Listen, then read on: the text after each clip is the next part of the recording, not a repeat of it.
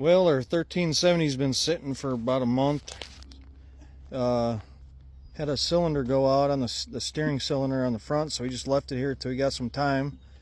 So we're going to dump some fuel in it and get her back to some hydraulic fluid in it. We're going to get her back to the farm, hopefully. It's about 15 miles away, so we might have to fill her a few times. Let's see if she starts and get her out of here.